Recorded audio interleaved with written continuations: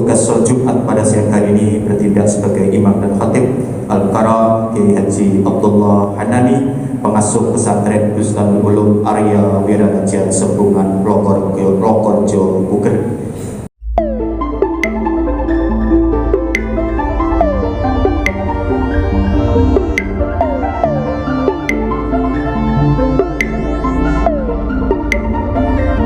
Warahmatullahi wabarakatuh.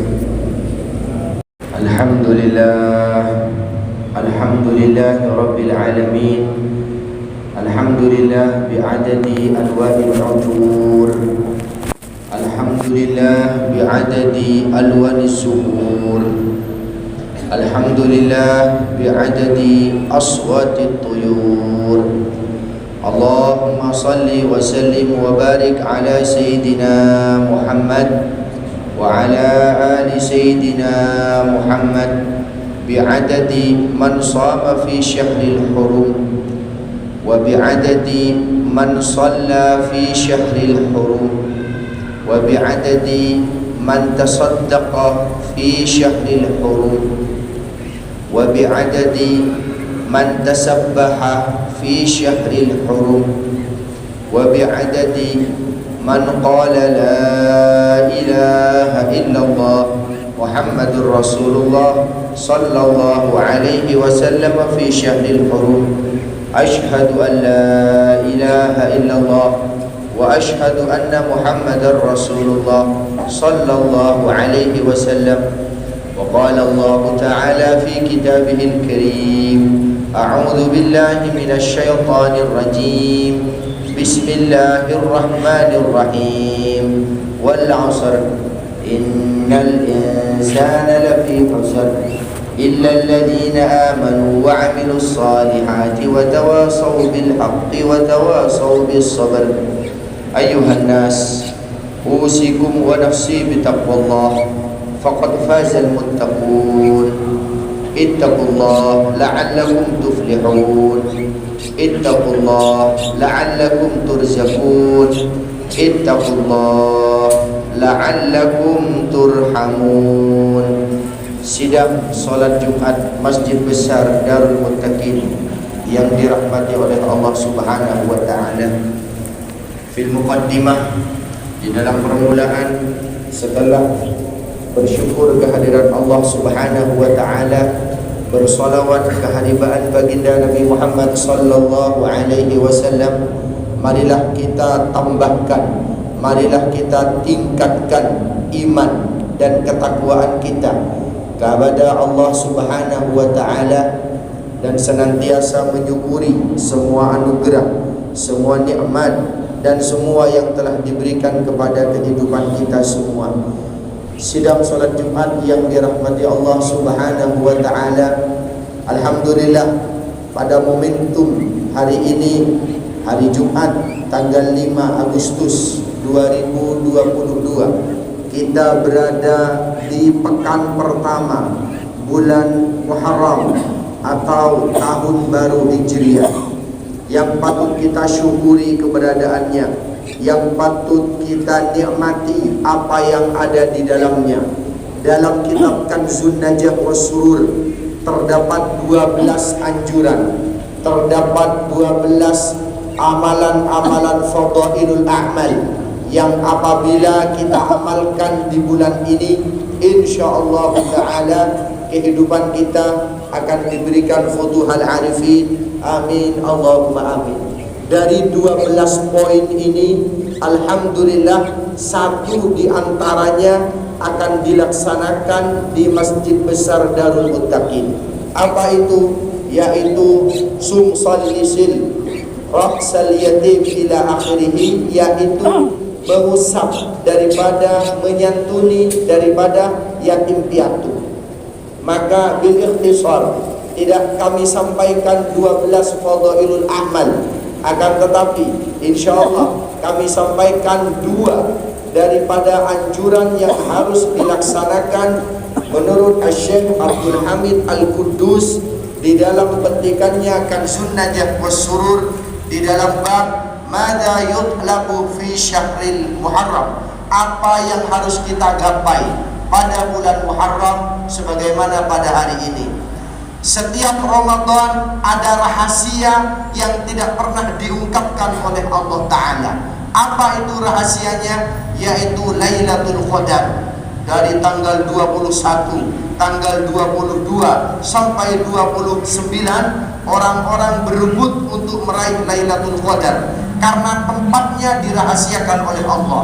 Ada yang menyampaikan dalam hadis pada tanggal-tanggal malam ganjil. Ada yang mengatakan lebih spesifik pada tanggal 27.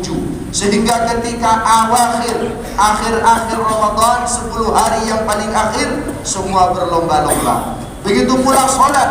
Di antara sholat 5 waktu, duhur, asar, maghrib, isya, dan subuh, ada namanya as-sholatul wusta, sholat yang dirahasiakan karena memiliki fadilah yang luar biasa, sebagaimana Allah merahasiakan Lailatul Qadar, as-sholatul wusta. Ulama mengatakan, ada yang mengatakan sholat duhur karena saat itu orang-orang sibuk bekerja. Ada yang mengatakan sholat subuh karena orang-orang banyak yang terbuai di dalam mimpi. Akan tetapi di bulan Muharram ada satu tanggal yang tak dirahasiakan oleh Allah Ta'ala. Ada satu tanggal yang dibukakan oleh Allah Ta'ala, yang semestinya kita semua memeriahkan malam tersebut, kita semua mengagungkan malam tersebut. Malam apa itu? Yaitu Asyura. Maka dalam tradisi Jawa, dalam tradisi Madura, bulan Muharram juga disebut dengan bulan Suro karena diambil dari bahasa Arab Asyura, yaitu malam ke-10. Kapan itu? Insya Allah bertepatan dengan pengusapan yatim piatu yang berada di dalam masjid ini. Apa asrornya? Apa rahasianya? Salah satu di antara orang yang mengusap anak yatim, sabda Rasulullah, ana ma'akafilil yatim hakada. Saya dengan orang yang menyantuni yatim piatu seperti tangan ini, seperti jari jemari ini. Jari telunjuk dan jari tengah selalu bersama-sama, selalu berbarengan. Maka aku dengan orang yang menyantuni yatim piatu sebagaimana jari-jari ini kedekatannya, qurbu, kedekatannya di sisi Allah Subhanahu wa Ta'ala, dan tentu eksistensinya adalah berada di surga, berada di Jannatul Firdaus. Maka di masjid-masjid, di madrasah-madrasah, di pesantren-pesantren melaksanakan santunan yatim piatu. Dalam sebuah riwayat disampaikan ada seorang ahli maksiat yang ketika berada di alam barzah, yang ketika berada di alam akhirat, ini orang yang penuh dengan kedurhakaan, ini orang yang penuh kehidupannya dengan maksiat, yang disiksa di alam kubur. Tiba-tiba ditarik seorang anak kecil, tiba-tiba ditarik tangannya, dituntun tangannya oleh seorang anak kecil.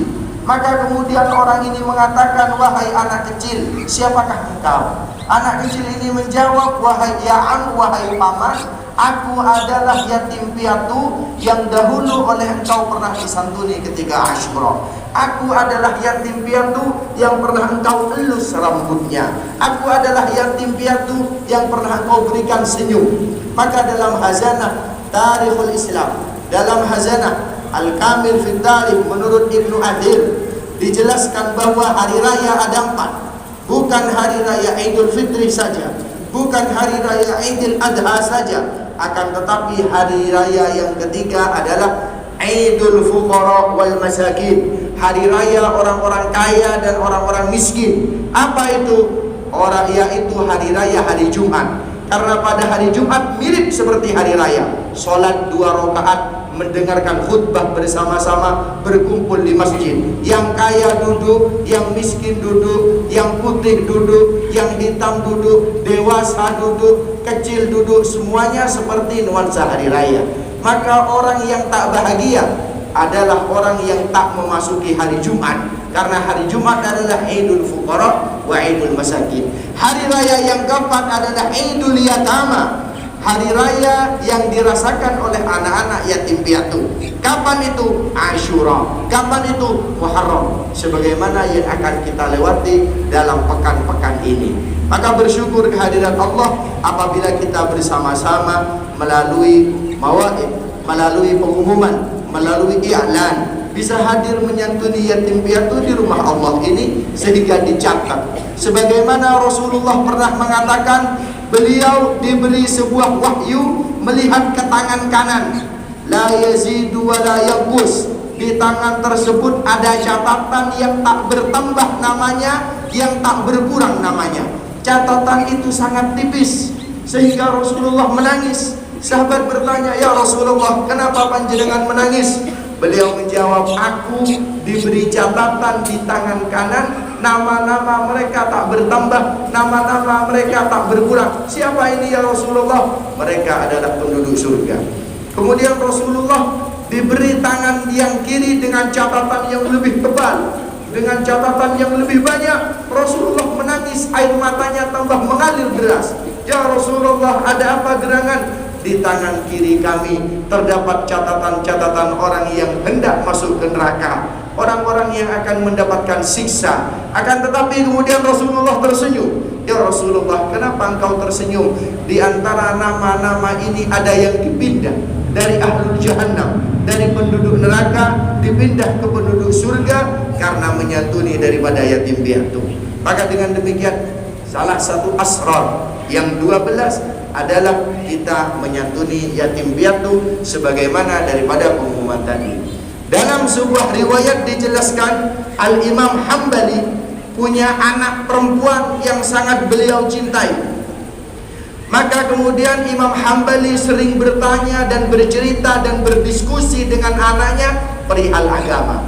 Termasuk beliau menceritakan suluk ahwal daripada gurunya yang yatim piatu, daripada gurunya yang bernama Muhammad bin Idris Asy-Syafi'i, masyhur kelak dengan nama Imam Asy-Syafi'i.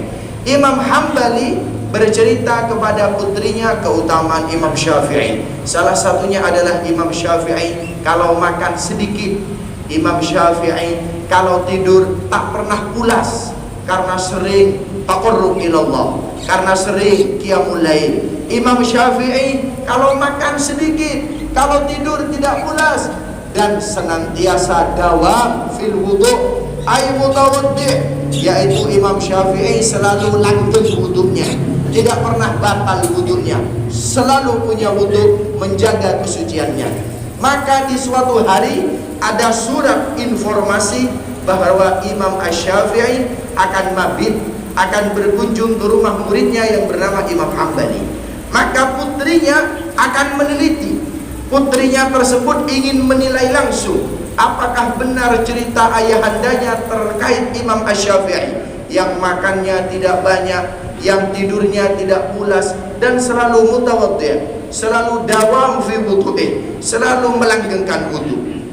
Ringkas cerita, ketika Imam Syafi'i datang ke rumah muridnya Imam Hambali, maka dihidangkanlah makanan-makanan, maka diberikanlah suguhan-suguhan yang mewah sebagaimana murid yang ingin ta'zim mengagungkan gurunya. Maka saat itu juga putrinya melihat Imam Syafi'i makan. Imam Syafi'i makan dengan lahap, Imam Syafi'i minum dengan lahap, tidak sesuai dengan cerita ayahnya. Dalam benak putrinya mengatakan, kata ayah saya, guru kami Imam Asy-Syafi'i makan sedikit, ini ternyata makan banyak, menambah lagi, minum banyak, menambah lagi. Dalam hatinya bertanya-tanya, tak sesuai realita. Maka kemudian setelah hidangan selesai, Imam Syafi'i pamit masuk ke kamar untuk mabit. Imam Syafi'i pamit masuk ke bilik, masuk ke mihrab untuk istirahat. Putri tadi mengintip, apakah benar Imam Syafi'i qiyamul lail? Apakah benar Imam Syafi'i tahajudnya luar biasa? Apakah benar Imam Syafi'i adalah orang yang hebat di dalam malam-malam menghidupkan malam? Maka ternyata putrinya tidak melihat dan tidak merasakan gerak-gerik Imam Syafi'i sekalipun. Tidak keluar dari kamar, tidak nongol dari kamar, tidak keluar dan tidak lain sebagainya dari dalam kamar, dengan suudzon menyangka Imam Syafi'i tidur pulas karena makan terlalu banyak. Imam Syafi'i lelap yang tidur karena terlalu banyak mengkonsumsi hidangan-hidangan yang istimewa. Ketika adzan subuh tiba, Maka Imam Syafi'i, Al-Imam Muhammad bin Idris Al-Mutallibi Al-Quraisy Asy-Syafi'i, beliau keluar dari biliknya, tiba-tiba langsung sholat subuh, bahkan mengimami sholat subuh. Dalam benak putrinya, Imam Syafi'i keluar dari kamar setelah semalam suntuk tidur, setelah semalam terlelap tanpa berwudu, langsung sholat subuh. Padahal katanya Imam Syafi'i makannya sedikit, tidurnya sedikit, qiyamul lailnya banyak, tapi kami tak melihat itu semua. Selesai sholat subuh, Imam Syafi'i kemudian mengumpulkan daripada murid-murid Imam Hambali dan mengatakan, alhamdulillah, dengan nikmat Allah Ta'ala, tadi malam aku makan hidangan yang halal. Orang-orang menyangka aku lahap makan, padahal aku pernah membaca daripada riwayat ta'mul halal syifaul qulub, makanan yang halal dapat menyembuhkan hati yang sakit. Karena tadi malam aku yakin makanan di sini semua halal, tidak ada yang haram, tidak ada yang syubhat, maka aku makan selahap-lahapnya. Sebagaimana tangki kendaraan yang diisi dengan bahan bakar full, sebagaimana kita punya kendaraan diisi dengan BBM full karena yakin kualitas terbaik.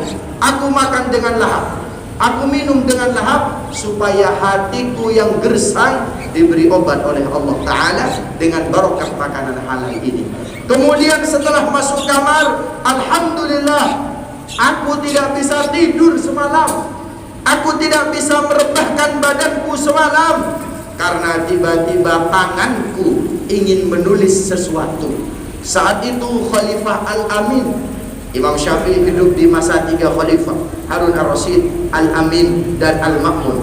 Al-Amin yang suka berburu, Al-Amin yang suka ke hutan, kirim surat, wahai Imam Syafi'i, bagaimana cara bersuci di hutan, bagaimana cara menyucikan hewan di hutan, bagaimana cara apabila tidak menemukan air di hutan, bagaimana cara mencari arah kiblat di hutan, bagaimana cara menentukan waktu sholat di hutan. Tidak ada alat-alat yang canggih saat itu.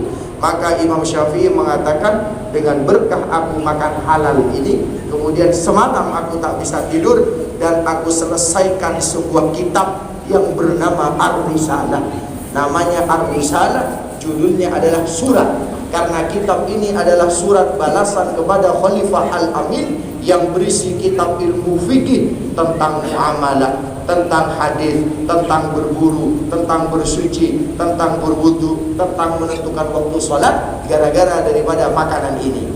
Maka kemudian aku keluar daripada bilik, memang tak berwudu. Bagaimana aku berwudu sedangkan dari isya setelah makan aku tak putus daripada wudu, aku tak mengeluarkan hadas, tidak ada hadas, tidak ada sesuatu al-khariju min ahadis sabilaini, tidak ada yang keluar dari kubul ataupun dubur, sehingga aku tetap punya wudu. Maka kemudian beliau ditanya, dengan apa panjenengan mendapatkan martabat ini wahai Imam Muhammad bin Idris Asy-Syafi'i? Beliau menjawab, karena di awal tahun baru Hijriah, karena di awal Muharram kami biasa meminum susu.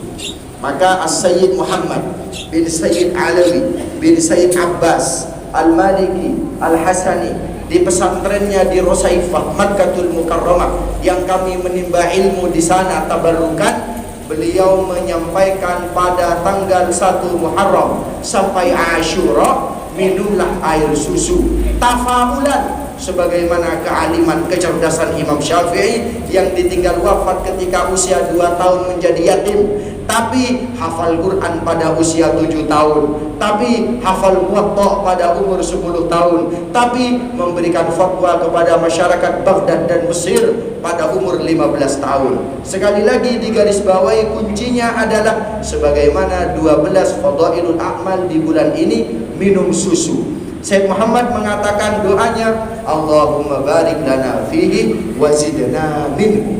Orang yang minum susu di awal Muharram, maka hatinya yang hitam akan diubah menjadi putih seperti susu, maka hatinya yang gelap gulita akan diberikan cahaya seperti benderangnya susu. Maka ulama di Timur Tengah, utamanya di Rusaifah, di Makkatul Mukarramah, lazim minum susu. di Jawa, di Nusantara, waktu itu angel susu, waktu itu jarang susu, maka Sunan Jumadil Kubro dilanjutkan, Sayyid Jumadil Kubro dilanjutkan oleh putranya Maulana Malik Ibrahim As-Samarkandi, dilanjutkan oleh putranya Maulana Raden Rahmatullah Sunan Ampel, dilanjutkan oleh putranya Makdum Ibrahim Sunan Bona, dilanjutkan oleh Sunan Derajat, putranya hingga saat ini. Karena tak menemukan susu di waktu itu, maka diubah dengan bubur suro, bubur tajin suro yang warnanya putih. Untuk apa? Dihantarkan kepada tetangga, dihantarkan sebagai obat daripada hati, sebagaimana daripada riwayat ini. Maka dengan demikian tradisi tersebut sampai hari ini masih ada. Tetangga kita, masyarakat kita mengirimkan bubur apa? Tafaulan lil laban, yaitu mengkiaskan, mengilustrasikan karena repotnya susu zaman dahulu, diubah dengan daripada bubur-bubur Asyura. Bubur surah tersebut diberi di atasnya topping-topping, taburan-taburan tasyakuran. Yang Pak Tani diberi topping kacang. Kenapa? Supaya yang ditanam tanamannya selamat. Sebagaimana anjuran bersedekah. Wasi'il iyal. Dalam kitab disebutkan bersedekahlah di Asyura. Orang yang bersedekah lebih di Asyura, maka akan diberikan kehidupan yang lebih layak selama 1 tahun. Maka mereka yang menanam sesuatu di sawah-sawah, di ladang-ladang, di kebun-kebun, dalam bubur syuro diberi kacang-kacangan. Mereka yang ke laut, mereka yang berlayar, mereka yang mencari ikan, diberi dengan ikan laut. Walaupun terkadang bukan ikan tongkol tapi ikan teri, diberi di atas bubur-bubur mereka. Kemudian mereka yang bukan menanam, mereka yang bukan melaut, tapi kemudian memiliki ternak-ternak, maka diberi dengan topping-topping ayam-ayam atau daging-daging atau telur-telur, lalu kemudian disilin, diberikan daripada air santan. Kenapa air santan? Karena hidup kita 90% adalah dari air. Hidung kita air, mata kita air, telinga kita air, lisan kita air. Hanya saja rasanya berbeda-beda dengan kuasa Allah Subhanahu wa taala. Telinga kita diberikan rasa air yang pahit. Patut kita syukuri. Seandainya air di dalam telinga kita rasanya bukan pahit tapi manis, betapa semut akan masuk ke telinga kita. Begitu juga di air mata kita. Di mata kita diberikan oleh Allah Ta'ala dengan rasa yang asin. Kenapa? Supaya mata kita tetap terang benderang. Seandainya ini tawar, maka ini akan mengering sebagaimana ludah yang ada di mulut kita. Begitu juga yang ada di hidung. Kenapa kental? Kenapa tidak cair? Naudzubillah, kalau cair ketika sholat berjamaah banyak hidung-hidung kita yang keluar air. Maka diciptakan kental oleh Allah Subhanahu wa taala untuk menyukiri itu semua. Maka sekali lagi, tafa'ulan versi Al-Imam Abdul Hamid Al-Quddus dalam kitabnya Kanzun Najah wa Surur ada 12, disampaikan 2 perkara, yaitu minum susu tafa'ulan dan juga menyantuni yatim piatu. Itu khutbah sholat Jumat yang bisa kami sampaikan pada kesempatan Jumat hari ini. Mohon maaf apabila ada salah berukur kata. Kita tutup khutbah kedua nanti dengan doa bersama-sama. Nasru minallah wa fathun qarib, wallahu muwaffiq ila aqwamil thoriq.